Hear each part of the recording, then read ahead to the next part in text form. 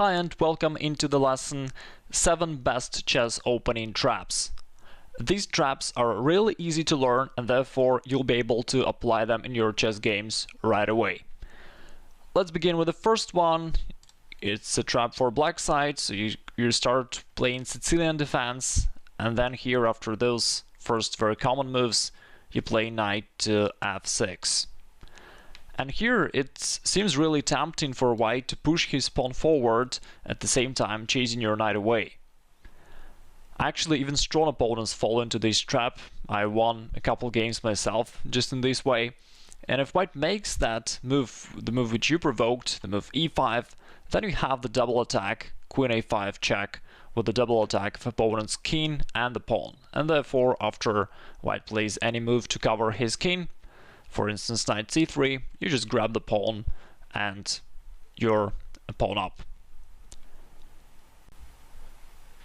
It's important to notice here that even if your opponent does not fall into the trap and plays a normal move, for instance knight to c3, then your position is not corrupted, the game goes on, you can play d6 for instance, or develop your knight, or make any normal move, and therefore the trap that you tried to set didn't harm your position in any way. That's also one of the important criteria for the traps that I've chosen for you for this video lesson.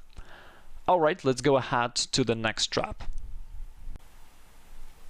Here's trap number 2. This time you're playing white, and actually you can execute almost the same trap as we have just observed. You start the game with e4, and after your opponent plays c5, there follows knight f3, d6. Black is trying to play the Najdorf variation, the most popular variation of the Sicilian defense played by Fischer, Kasparov and many other great players. Here we continue with pawn to c3, preparing potentially the d4 advancement, which will build a strong center for you. If black tries to counterattack by playing knight f6, then it looks like he's attacking your pawn on e4 and you have to protect it. However, you can kinda overlook opponent's threat and make a blunder, so to speak. You play bishop e2, ignoring opponent's threat. And if your opponent happily grabs the pawn, then it enables you to execute a very similar thing, double attack queen to a4, which is check to opponent's king and also attack of opponent's knight. Once again, I specifically selected those traps that follow the same tactical motif, and therefore for you it will be easier to remember them. So just the last trap we observed, you were using the same trick for black side, and here you use the same trick for white side. Therefore, after black plays any move to cover his king, you just grab the knight and you won the game. Similar to the previous trap, even if your opponent does not capture the poisoned pawn, still nothing bad is happening with you. If your opponent is aware of the trap and he does anything else, like playing knight to d7, and now he's threatening to capture your pawn, you can simply protect it by playing pawn to d3, and your position is safe, everything's fine, you're gonna castle and continue the development of your pieces, and everything is just fine. We're moving on to the trap number 3, which you can execute against Caro-Kann defense, and this is probably the most powerful trap of all in a chess game at all, because here after black goes knight to d7, which is one of the common moves, another common way is bishop to f5. Those are two most typical moves for black to play here. If black chooses the line knight to d7, preparing an advancement of his other knight to f6, then you can prepare a smothered mate by playing queen to e2. And at first it seems that you're just somewhat developing your pieces, maybe preparing long castling, but if your opponent plays what he intended to play, with knight to f6, then you've prepared something really powerful, which is knight d6, smothered mate, and it's mate in 6 moves, which is an extremely rare thing in the game of chess. Very beautiful position. If we take a step back, and let's say your opponent is aware of the trap and he does something else, so he does not let you execute your threat. Again, you didn't damage your position in any way, you'll just continue your development. You can go on with knight to f3, develop your bishop somewhere, and probably castle long side, so the move queen to e2 in a way is even useful for you. For instance, if your opponent goes pawn to e6, then you can continue with bishop to f4, which prepares two interesting things. One thing is that you're ready to go knight d6, which is kind of unpleasant for black, because then after trade-off of the opponent's bishop, it will be difficult for him to castle. Also, you're preparing castling long side, and all in all, your position is very good. You can execute a very similar tactical motif in a totally different opening. Let's have a look. It starts with e4, e5, knight f3, knight c6, bishop c4, and here there is a move knight to d4. It's quite a well-known trap, and yet some players still are unaware and they fall into it. At first it looks like just a blunder, because the pawn on e5 is left unprotected and it's tempting for white to grab the pawn. But if you do that, that really almost loses the game on the spot. You have the very powerful reply queen to g5 with a double attack of opponent's knight on e5 and the pawn on g2. And then there are a few main moves that white can try here. The most natural one is knight takes f7, capturing the pawn and attacking your heavy pieces. But then you go with queen takes g2, attacking the rook at h1. And if white removes the rook from the dangerous square, plays rook to f1, then you can capture the pawn on e4. It is check. White has to play bishop to e2, and then you continue with knight to f3. As you can see, it's a very similar tactical motif, the same smothered mate that we have just observed in the previous example. Let's see what else can happen here after your move knight to d4. White captures the pawn, you go on with queen to g5, and here let's say white still goes knight takes f7, you play queen takes g2. Let's see what happens if white, instead of moving the rook to f1 that we have just observed, what happens if white would take your rook on h8? What happens in this line? Here still everything's super good for you. You take white's rook on h1, which is check. The only move for white is bishop to f1. Then you make another check, queen takes e4. Once again, white has to cover the king. Then you take the pawn on c2. It is check, the king has to go to f1, and then queen h1, checkmate. You see that no matter what white tries, he is just swept away entirely, and you're winning the game very quickly, and you totally destroy white. If you wish to know more details about the trap that we have just analyzed, you can find the link in the description below the video. We have the blog post about it where it's covered in greater details.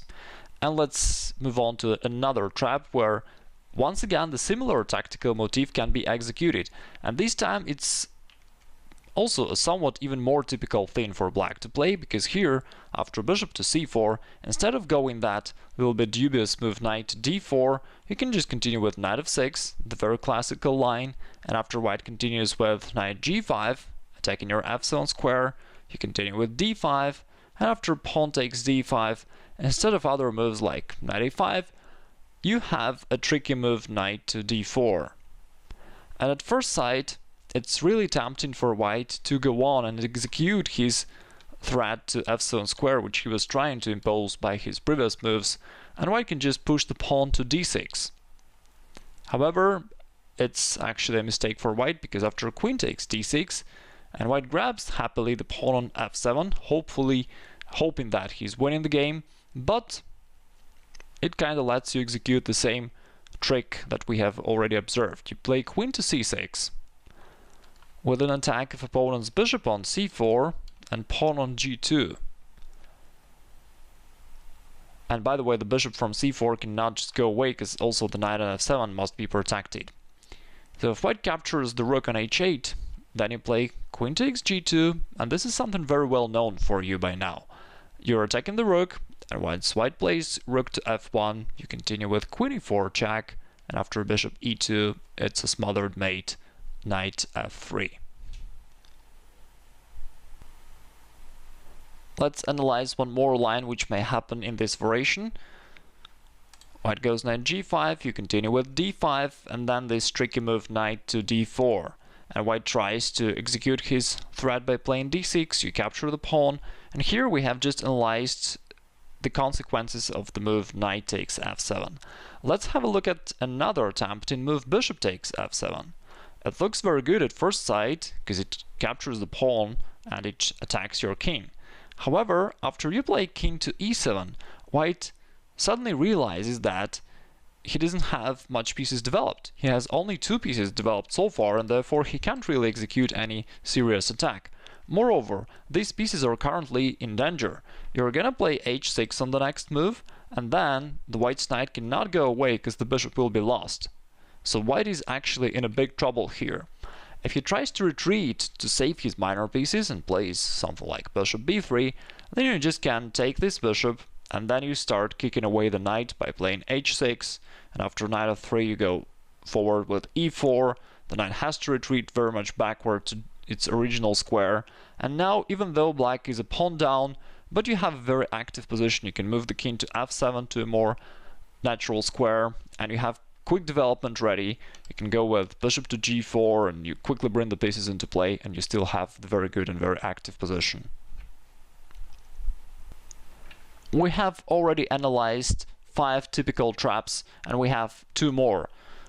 Let's have a look. This one you can use with black against Ruy Lopez, which is one of the most common chess openings of all. Here you play a6, bishop a4, it's still the main line. And now, instead of knight f6, which is the most typical move, you can go pawn to d6. Steinitz used to play it that way, the first world champion. And let's have a look what can happen here. The most aggressively looking move for white is the move pawn to d4. Because you see that there is a pin on your knight here, and white is trying to execute this pin. For instance, with his previous move pawn to d4, he's now threatening to play d5 and just winning your knight on the pin. However, you have prepared something. Here you go b5 to push the bishop away, and after bishop goes back to b3, you just grab the pawn with the knight. So far everything looks very good for white, but now if white captures the pawn with the queen, then he's losing the game.